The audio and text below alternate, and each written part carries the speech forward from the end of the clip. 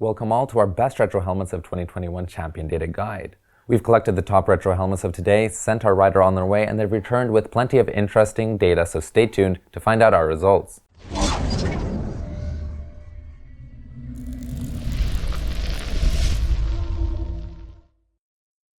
Sebastian from Champion Helmets here, and retro helmets harken back to a special time in riders' hearts.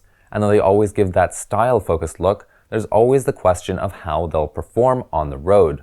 That's why we've given our top 5 retro helmets to our test rider to take out on the road in the real world to see how they perform for noise, ventilation, and more when measured by our instruments. The helmets we've taken out on our Champion road test include the HJC V90, Bell Eliminator, AGV X3000, Bell Bullitt DLX, and the Shoei Glamster, but we've also taken the Arai Concept-X out for a spin. So let's dive right in and see what interesting data our test rider has brought back for us. Before we get testing, just a quick reminder to check out and subscribe to our YouTube channel so you can keep updated on more data-driven helmet road tests like these, where we bring you more than just opinions, but concrete facts. Before we get to testing, we'll just go over how we set our test up. On the left, we have the helmet's internal temperature in degrees Celsius from a thermometer placed between the helmet's liner and EPS. In the middle, we have our decibel meter showing the helmet's internal noise level from a microphone placed near our rider's ear. On the right, we have a telephone showing the day's average airspeed on the helmet from a bike-mounted anemometer. Lastly, on the dash, we have our rider's speed and the day's exterior temperature. All of our tests were performed on long stretches of highway at 130 km per hour, and we took averages over time. Just a quick reminder that we've also updated our ranking matrix. As our helmet data set has grown larger as we've tested more and more helmets, we've decided to update our ranking matrix. This means we're taking more aspects of the helmet into account, such as with features, as well as adjusting how we rank some of our helmets and taking more of their price into account. So we give you a better ranking overall. Starting off with material, here's a quick rundown for how we assigned our rankings. To do so, we have a matrix, which you can see here with the material along the horizontal axis and the number of shell sizes along the vertical, so that we can consider both crucial aspects of a helmet's construction. To start with, we have the HJC V90, which is the only modular option of our lineup, and it is coming in a fiberglass outer shell and 2 outer shell sizes, which is on the lower side. The Eliminator is also coming with a fiberglass composite outer shell, though it comes in 3 outer shell sizes, which means it earns 3.5 stars. We have the same story with the AGV X3000 and the Bullitt DLX, as well with their fiberglass composition in 3 outer shell sizes, though the Bullitt and Eliminator do also come in a carbon fiber version. Last but not least, we have the Shoei Glamster, which also uses a fiberglass composite in 3 outer shell sizes, so we're looking at a 4-way tie so far. But let's see if the weight category can't shake things up. The weight does stem from the helmet material. We do get a much more interesting set of results. We measured weight using our matrix, which has different bands to help us filter different weights into different star rankings. Back to those results though, and we first have the HJC coming at the rear at about the 1500 gram mark. Though this is heavy, when we put it in perspective, it's not all that bad since modular helmets tend to come with greater weights. The X3000 and the Bullitt DLX are joining in at the 13 to 1400 gram point, earning them 5 and 4 stars respectively. Nonetheless, the Glamster and Eliminator come out on top with a phenomenal set of weights of about 1200 grams or 2 pounds and 10 ounces for the Glamster and 1175 grams for the Eliminator. This is definitely helped by those fiberglass outer shells, though the minimal level of features does also have its role to play. Even so, this makes for a great helmet where you don't have to worry about weight, which just makes that ride even more fun. So, the Shoei, Bell, and AGV helmets earn 5 stars, and the Eliminator comes out as the lightest retro option. But we've still got plenty more data to consider, so let's press on to see how our contenders do for their visors. For the face shield, we also make use of our matrix to make sure we can keep our scores consistent and clear, since they're based on the helmet's anti-fog options, mechanism, and extras like additional visors, and even more. Looking at our top 5 contenders, we already get a mixed bag. Starting at the bottom, we have the AGV X3000, since it is not coming pinlock prepared, nor with the insert in the box. Just ahead of it is the Bullitt DLX, and since it is anti-fog treated, but at least throws in an extra dark smoke visor, it earns 2.5 stars. For truly retro riders, Bell also even offer a bubble shield option for the helmet. In the 2.5 star range, we have the Eliminator. Though it does come with a double-layered anti-fog visor, it uses Bell's own brand of pinlock lens. Coming a half star ahead of the Bell, we have the HJC V90, which brings you more of a touring retro feel with an anti-fog treated bubble shield coupled with a drop-down visor, which gives it that extra boost. Nonetheless, it is with the Glamster that we start seeing more advanced features with the pinlock lens included in the box and a pinlock prepared visor, which earns it 3 stars. The only unfortunate thing, which applies to all 5 of our helmets, is that none of them offer any sort of quick release mechanism, requiring you to keep a screwdriver or coin handy if you ever plan to swap, which is also reflected in their scores. We now come to the point where things get really interesting, since we've given our top helmets to our rider to test out and measure on the road. So let's see how they perform for those major aspects: noise isolation and ventilation. Noise is another crucial factor when considering a helmet, which was why we've put in the work to measure it out on the road. We ranked our helmets according to our matrix once more, with bands marking our cutoff points for our rankings. It is important to note that though it may not seem like much, a difference of 1 decibel is significant and noticeable, particularly when looking at higher decibel ranges like these. When we tested our helmets out, the day's average airspeeds were 110 to 130 kilometers per hour, which shows we had a great set of comparable data, and our results are looking very interesting so far. Unsurprisingly, we have the Concept-X and the Eliminator coming in at the bottom with 105 to 106 decibels, which means both earned 2 stars for noise. But it is when we come to the X3000, Bullitt, and Glamster that we get a much better performance with 102 decibels on our meter, earning each helmet a solid 3 stars. And though this is on the noisier side, this is not surprising for retro helmets, since they are designed more for style than bringing touring noise isolation and features. Nonetheless, our quietest helmet actually ended up being the slightly touring HJC V90 at a surprising 100 decibels, and though this makes sense considering HJC have also brought us one of the quietest sport touring and modular helmets to date, this was still pleasant to see. But have our helmets been able to balance their noise isolation with their ventilation? Let's go back to the data and find out. When riding a retro bike on a summer day, one thing that will really come in handy is ventilation. The only trouble is that this is a tricky criteria for retro helmets, since this is so closely related to their old school styling. We ranked our helmets' ventilation according to our matrix bands once more in order to really get a good idea of how our different helmet results compare.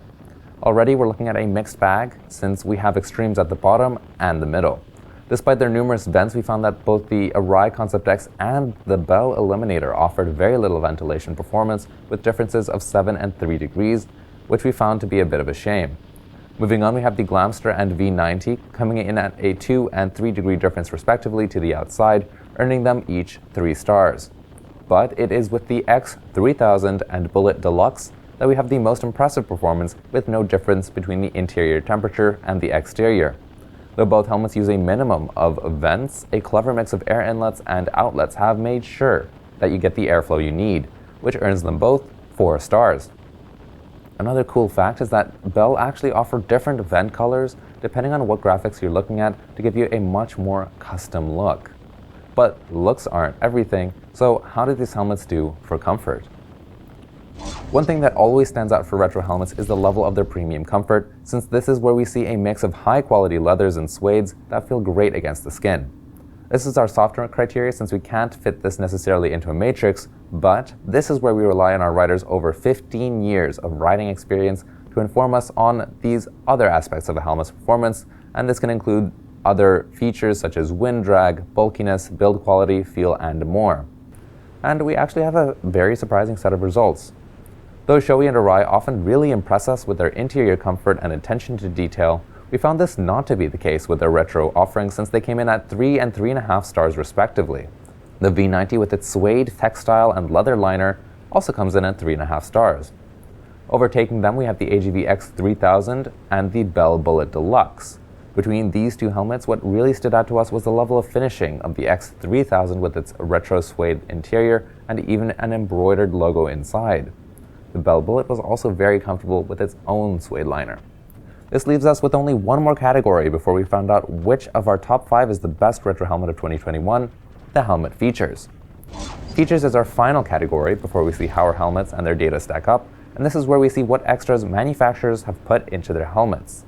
This is going to be a tougher category for these retro offerings, since we rank our helmets on additional aspects that riders ask us about, including speaker pockets, emergency quick release, liner customization, and more. The helmet bringing the best level of features is actually, surprisingly enough, the Arai Concept-X. Though it has lagged behind so far, its great level of liner customization, speaker pockets, and emergency quick release means it's earning itself an excellent 3 stars. Though the Glamster also comes with emergency quick release, the lack of speaker pockets was a letdown with the helmet, which brings it more into line with the Bell Bullitt DLX at 2 stars. We were hoping the V90 would do well in this category considering its HJC Smart compatibility, but since it is only coming P certified, it only comes in at 2.5 stars. With all our testing over with now though, how will our top 5 compare when looking at our star results all together? Now, we can finally see the big picture for our retro helmets. Overall, we have a very interesting set of results, and they do definitely get full marks for style. The Glamster, Bullitt, and X3000 are offering some of the best road performance, though they do struggle when it comes to their visors and features. We then have the opposite picture when looking at the Arai Concept-X though, since it performed less well on the road compared to these three, but really came into its own as far as features. One very surprising result though was how well the V90 actually performed. Not only is it the first retro helmet from HJC, but it's a retro modular, which is very unusual. So this data has been very enlightening overall, but we have one more thing to keep in mind: these helmets' price, since each set of results is going to be coming at a different price point. While our helmets are bringing a very interesting set of results, we need to factor their price into this scoring. To do this, we looked at our helmet's average stars and euro per star value to determine our ordering before assigning our bonus stars according to our formula. We recently further improved this to also take the helmet price better into account. In our 6th position, we have the Arai Concept-X due to its average of 2.9 stars. Following the Arai, we have the Eliminator and X3000 at 3 and 3.1 stars respectively, which is definitely interesting. In 3rd, we have the Shoei Glamster with a score of 3.2 at 22 euros per star, while just ahead of the Bell we have the Bell Bullitt at 3.3 stars at 23 euros per star, which earns it a bonus of 2.6. Lastly, the HJC V90 finished at 3.2 stars at 14 euros per star, which earns it a bonus of 3.3 stars, making this a very close race. But will these close scores mean any shakeups in our final champion helmet score? Let's find out. With all our data accounted for and each helmet's price factored in, we can now reveal the best retro helmet for 2021. Coming unexpectedly last, we have the Arai Concept-X at a score of 6.3 out of 10, since it was mainly let down by its weaker road test performance and heavier weight. Closely following the Arai, we have the Bell Eliminator at 6.6 and 21.5 euros per star, which means that it also does well for value for money. Next up, we have the AGV X3000 at 6.8 out of 10 with the best value for money of a retro full-face helmet of 17.5 euros per star, and then it's the Shoei Glamster at 7.1 in 3rd. This leaves us only 2 more helmets, but will the HJC or the Bell come out on top?